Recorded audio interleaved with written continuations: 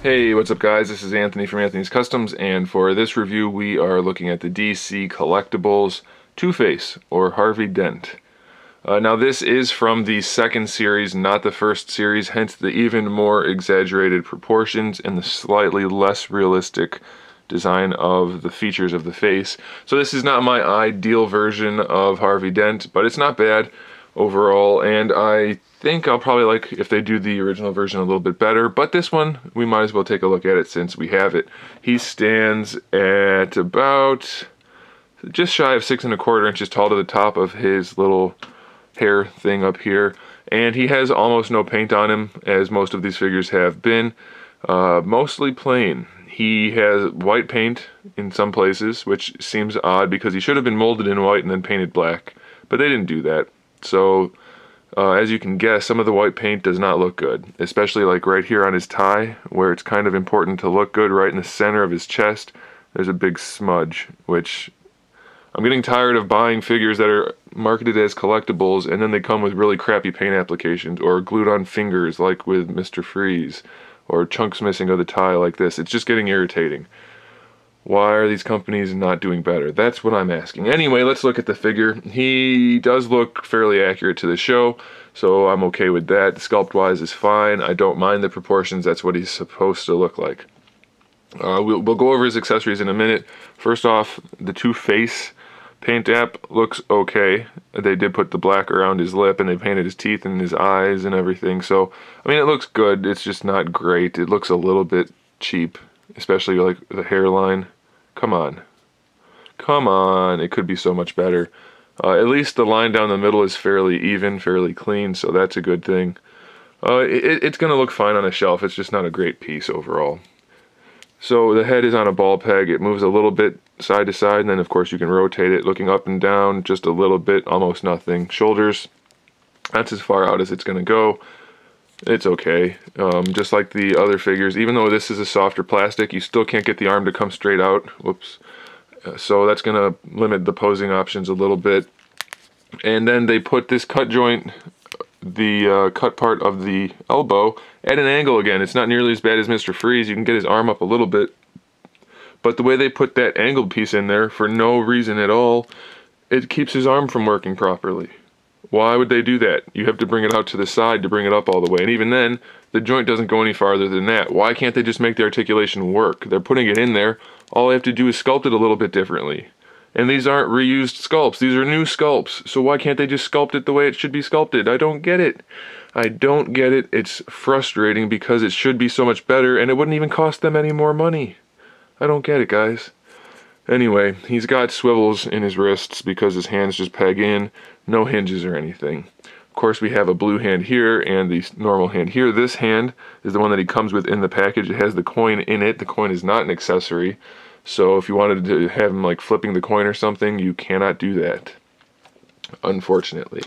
We'll go over the accessories in a minute. We have no torso articulation at all. We do have a waist twist though, so that's okay. The hips, pretty standard. They go forward, no farther than that, but Two-Face doesn't need to, so that's okay, I guess. Out to the side, really stiff, be careful with that. I don't know, they might go one more click, but I'm not going to force it. But they look weird, the way they're kind of lower than the coat is. It looks like his hips are bending down out of the middle of his thighs. So that's really weird. I wouldn't use that articulation at all. His knees are fine, no problem with the knees.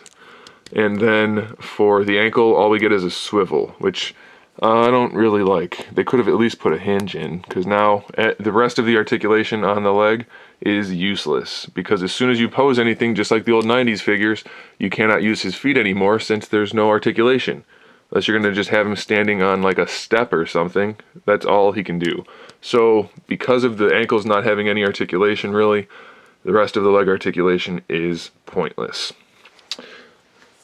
Functional articulation is important, people. It is important if you're going for articulation. Let's look at the accessories. First off, he comes with this cool little insert, which is very 90s-esque, very reminiscent. So I like having this kind of thing. Just shows some of the figures that are coming out. Really looking forward to the original versions of some of these characters. Very excited for that from this series. He comes with his little display stage thing, which shows the turnaround of the figure, flipping the coin, which we cannot do, and then we have that. Has an upright piece, which is keyed, so that has to go in like this. It's going to be really tight. I don't know why they made it so tight. We get this little clip thing, which is a strange design, but they did include it, and those clips will help stabilize the figure, especially this one since his feet are tiny. Then he has a bunch of accessories, so technically the value for this guy is a pretty good value, just poorly executed. He's got his little Tommy gun with no detail on it at all. Again, that's probably accurate. I don't remember that much about the series to remember if the gun was all gray or not, but it'll be okay. I think it'll suit the cartoon look of the figure. He's got this, which I don't know if it's supposed to be a briefcase or what. Again, I don't remember that much from the series. I don't remember all the little tiny details, but he's got that, which opens up. He has these two things, which I'm assuming are chemicals and not thermoses. They're made really cheap, though, cheaply, but they're included, so there's that. He's got a little gas mask. I suppose that would be for the chemicals if that's the case. Does it fit on his face is probably what you're wondering. I don't know. I just opened this guy. Let's find out. It does. So that's cool.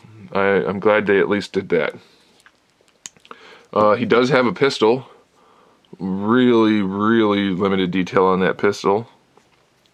And he has a pocket watch, which is very cartoon-esque, but that's okay. It suits the character, suits the figure. And then we have 4 extra hands. We've got the blue fist and the coin hand from the package. And then we have a gun hand for either color, blue and skin colored. And they are lumpy, warty, so that's good. No, they're not really warts. And then we have an open hand for the blue side and a fist hand for the skin side. So, I mean, it's technically a fine figure. They just executed it really poorly. It could have been so much better, so simply, and that's why it's frustrating. So I do recommend you get it if you're collecting the animated Batman figures. It's just, it could have been so much better. So don't get your hopes up too high, or you will be somewhat disappointed, as am I. And yes, that rhymed. I didn't plan it. I don't know anything that rhymes with planet, so I'll just stop right there. So anyways, I bought this at Big Bad Toy Store. You guys should check them out using the link in the description. Good place to buy stuff, highly recommended. Thanks for watching. Make sure you subscribe to the channel so you can see my upcoming figure reviews, custom figures, and other good stuff. And in the meantime, keep collecting.